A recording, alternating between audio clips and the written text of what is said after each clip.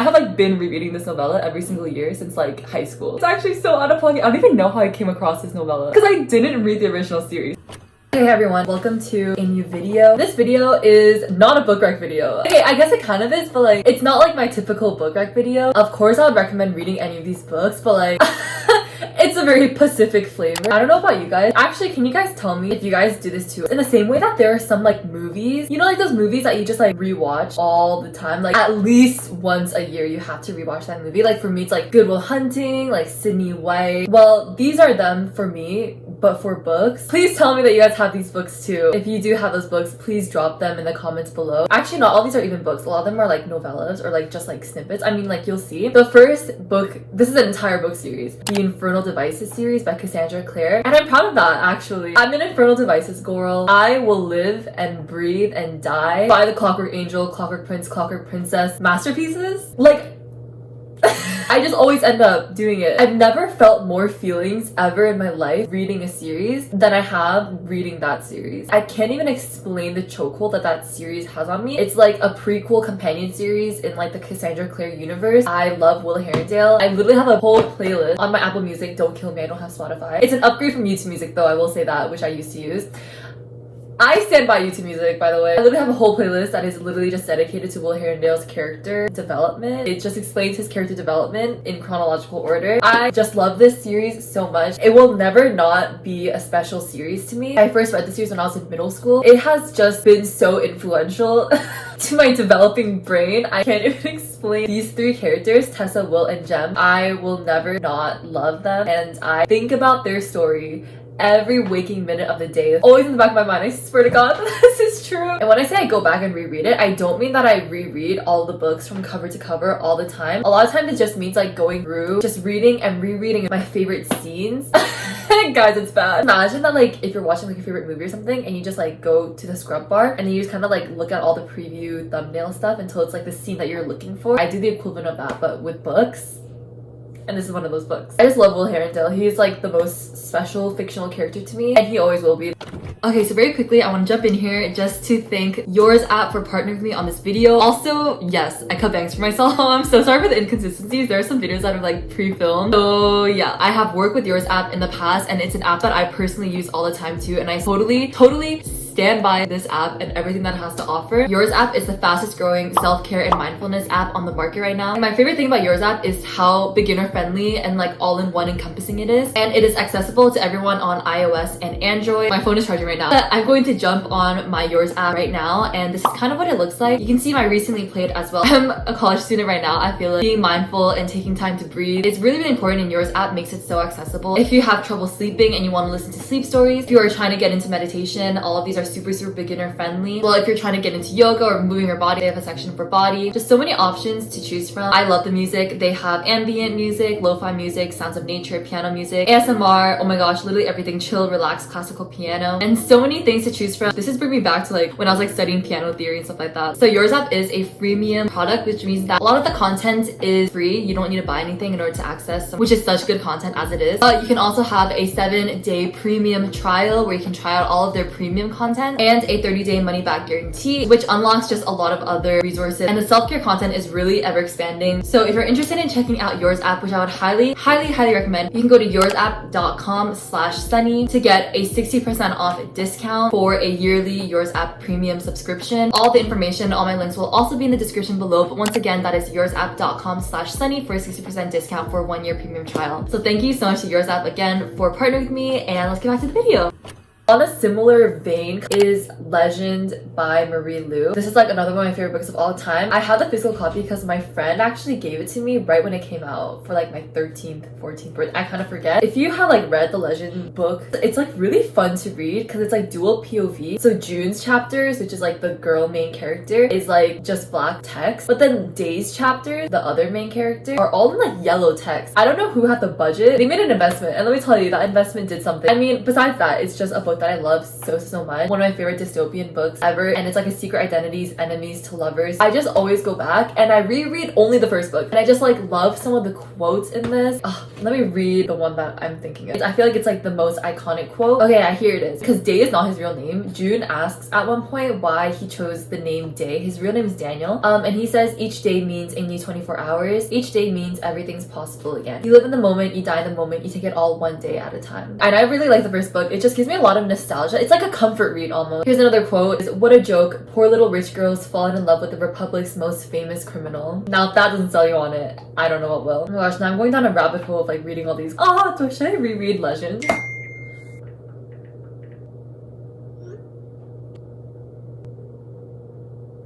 Hey everyone, don't kill me. It's like fully several days later. I had to stop filming. Now I need to finish this video. That's kind of jail. It's like the morning. I have tea and I have breakfast, so I guess we're gonna eat breakfast together. Okay, where did I leave off? I think I left off at Legend. I love Legend. So the other book, or books I should say, is the Raven Cycle series by Maggie Stiefvater. Again, this is one of my all-time favorite book series, and I fully read. Again, I do the scrubbing method. And by the parts that I want to read, I mean that I just read 𝐤𝐤 and 𝐤𝐭𝐧𝐬's entire love story from beginning to end. Every single scene that they have together, I will like go through and read them. Follow like a found family group of like these random private school boys, and the main head boy in charge named 𝐤𝐭𝐧𝐬 is obsessed with finding like legend of like the sleeping Welsh king, and you don't really know why. He's like obsessed with it though. I love all of them so much. I literally want to live in Monmouth manufacturing with them. It's like this abandoned warehouse factory that all of them live together because they're all filthy rich, by the way. 𝐤𝐤 and 𝐤𝐭𝐧𝐬 have like the best slow burn sweet romance ever. Like it literally does not take a long time at all to like read their entire love story, because in the first book they're fully not even love interest. In the second book you kind of get like seeds that are being planted, and then main things happen in the third and fourth book. And by main thing I just mean like bare minimum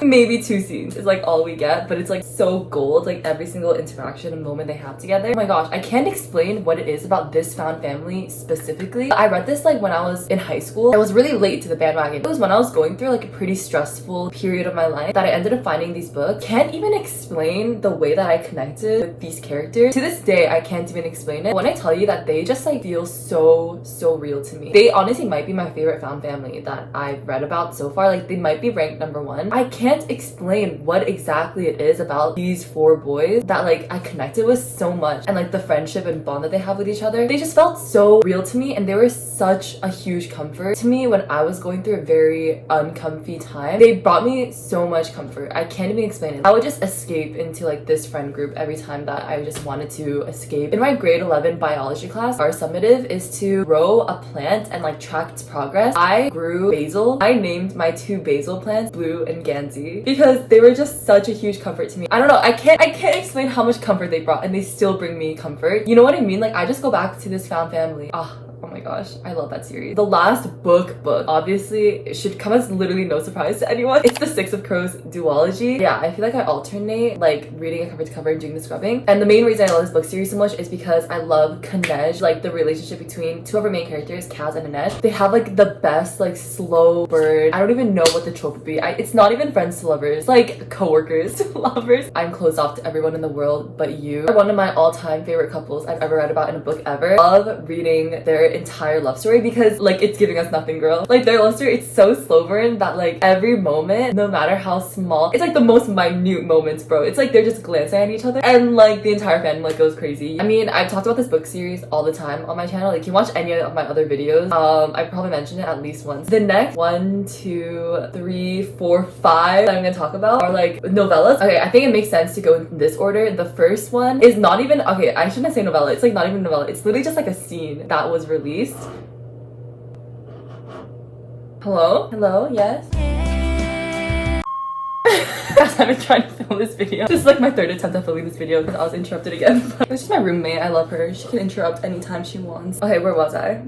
What was I saying? Oh yeah, it's not even a book. It's literally just a chapter. It's called Lost. It's the holy water scene from Will's point of view. Okay, Will as in Will Herondale, as in the Infernal Devices. There is an iconic scene from the very first book. It's so infamous if you're in the fandom, like the holy water scene.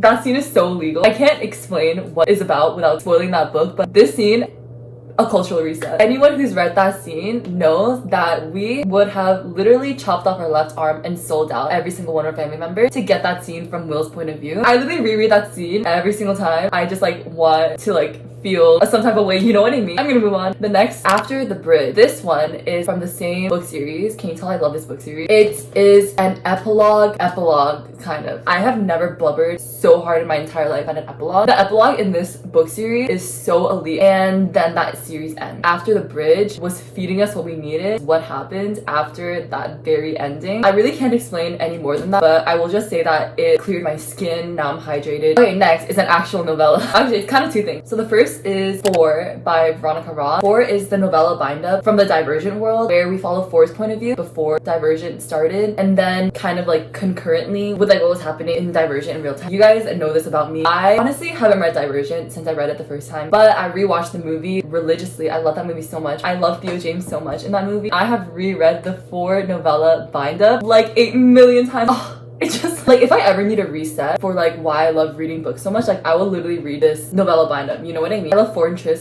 so much. I love 𝐤𝐤𝐴𝐚 so much. And then it's not part of the 4 novella, but there is also like a released scene, the knife throwing scene in 4's point of view. So good, because just being in his head and like being able to get those thoughts and stuff is so cute, and I love it so much. Okay, the last novella that I'll talk about is like probably the most out-of-pocket one, because like I literally never talk about this novella ever. I only ever talk about this novella when I have to reread it once a year for my mental health. It's so jail because it's a novella off from an original series, but I haven't read the original series, and I don't think that you need to, because I did it and I like love this novella so much. It's actually so out-of-pocket. I don't even know how I came across this novella, because I didn't read the original series. I have like been rereading this novella every single year since like high school. Wait, I don't even know who the author is. Oh, Gilded Ashes by Rosamund Hodge. It's from the Cruel Beauty universe, like, which I haven't read.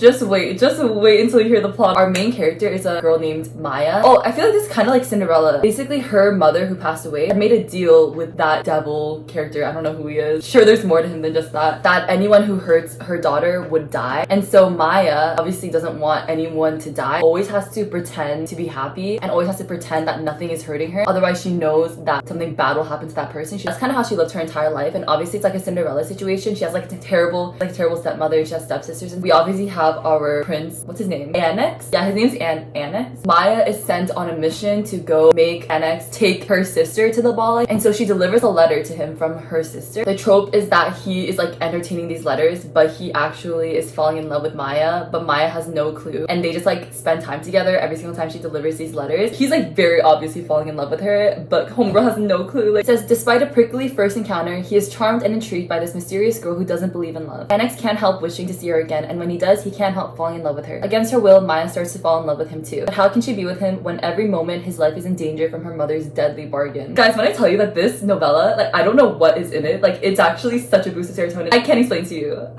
Ooh, it's everything that I love. I would just recommend reading this novella. I like can't say anything about the original book series, but then this novella, like, I can't explain it. Something about it was so, it just hit. That was the last one that's on my list. These are actually gems, guys. All the books that I put on this list are like my secret to like how I love reading, how I like stay loving reading so much. Okay, that's gonna be all for this video. Be sure to subscribe down below if you haven't already. Please let me know what books you guys read on an annual basis, because they're not the same thing as like your favorite books, and I will go to my grave on that. And I will see you all in the next one. Goodbye.